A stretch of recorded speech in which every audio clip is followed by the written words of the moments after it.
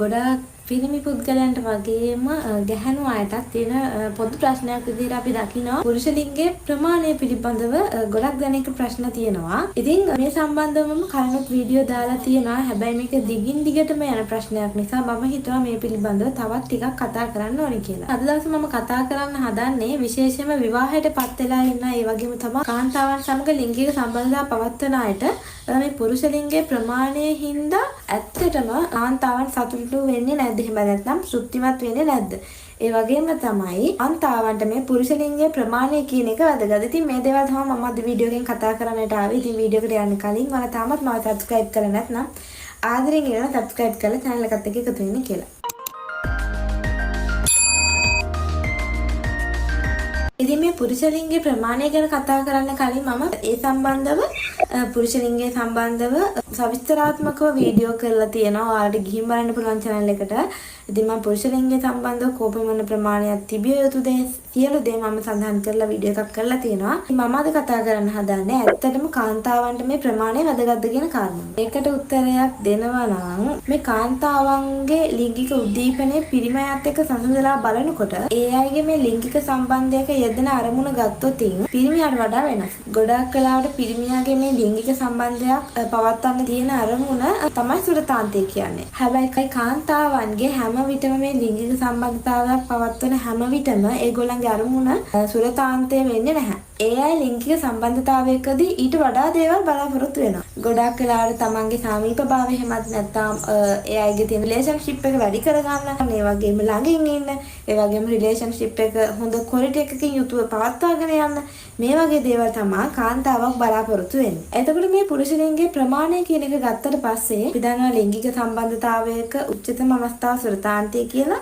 ඉතින් මේ සුරතාන්තය පැත්තෙන් ගත්තත් කාන්තාවන්ගෙන් 80%කගෙම සුරතාන්තය සිද්ධ වෙන්නේ ක්ලිටෝරිස් එහෙමත් නැත්නම් මේ බගමණී ආශ්‍රිතව උත්තේජනය කිරීමෙන් තමයි කාන්තාවන්ගේ 80%කගෙම සුරතාන්තය සිද්ධ වෙන්නේ. එතකොට මේ ලිංගික සම්බන්ධයක යෙදීමේදී මේ පුරුෂ ලිංගයේ ප්‍රමාණය ඇත්තටම වැදගත් වෙනවා. අපි දන්නවා ශ්‍රී ලංකාවේ දකුණු ආසියාතික පුද්ගලයෙකුගේ පුරුෂ ලිංගයේ ප්‍රමාණය අඟල් 4ක් අඟල් 5ක් වගේ තමයි සාමාන්‍ය අගයක් විදිහට අපිට ගන්න පුළුවන් අගය.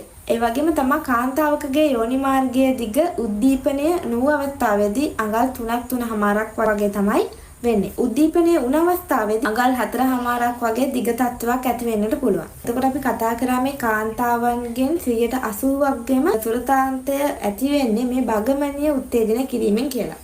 ඉතින් ආමත් තුළුතරයකදී තමයි මේ යෝනි මාර්ගයේ අවට තියෙන පටක උත්තේජනය වෙලා සුරතාන්තයක් සිද්ධ වෙන්නේ. එහෙම ගත්තොත් ඇත්තටම මේ පුරුෂ ලිංගයේ ප්‍රමාණය කියන එක කාන්තාවන්ට ඇත්තටම වැදගත්කමක් දක්වන්නේ නැහැ. මේ සම්බන්ධව සමීක්ෂණ වාර්තා ගත්තත් 75%කට වඩා කාන්තාවන් කියන්නේ මේ පුරුෂ ලිංගයේ ප්‍රමාණය කියන එක තමන්ගේ ලිංගික තෘප්තියට එච්චර බලපාන්නේ නැහැ කියලා. අපි කතා කරා කලින් මේ පුරුෂ ලිංගයේ ප්‍රමාණය යම් මට්ටමකට වඩා අඩුනොත් එම තත්ත්වය මයික්‍රෝපීනිස් කියන තත්ත්වය කියලා. ඉතින් මේ මයික්‍රෝපීනිස් කියන තත්ත්වය තියෙනවා නම් ඒ පුද්ගලයාට එහෙම වෙන්නේ හේතුව සහ ඒකට ඒ හේතුව හොයලා ප්‍රතිකාරයක් කරන්න අවශ්‍යයි.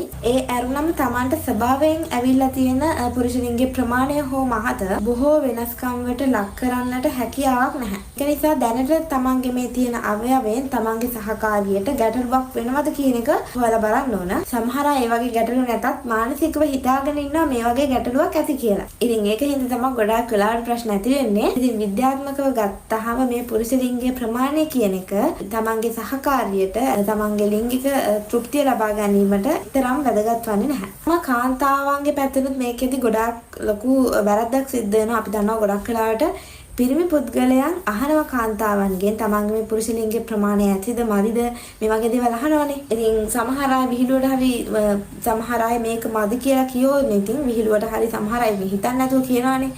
ඕක මදි මෙහෙමයි කියලා එහෙම කියවුනොත් ඉතින් ඒ පුද්ගලයාට මෙයාට මේකෙදී ඇතිවන මානසික බලපෑම් හින්දා මෙයාට ලිංගික බලහීනතාවයන් වගේ රෝග තත්ත්වයන් ඇතිවීමේ හැකියාවක් තියෙනවා. ඉතින් ඒක නිසා බොහොම පරිස්සමින් මේ දේවල් ගැන කතා කරන්න කියලා මම ආදරෙන් ඉල්ලනවා. මොකද මේ වගේ දේවල් හිතන්න බලන්න නැතුව කිව්වහම ඒ පුද්ගලයාට ඒක මනස රැඳිලා ඒක මානසිකව පීඩා දෙන ගොඩාක් ලොකු ප්‍රශ්න ඇතිවීමේ හැකියාවක් තියෙනවා. ඉතින් ඒක නිසා ලිංගික තෘප්තිය ඇති කරගන්න මේ පුරුෂ ලිංගයේ ප්‍රමාණය කියන එක බාධාවක් වෙන්නේ නැහැ.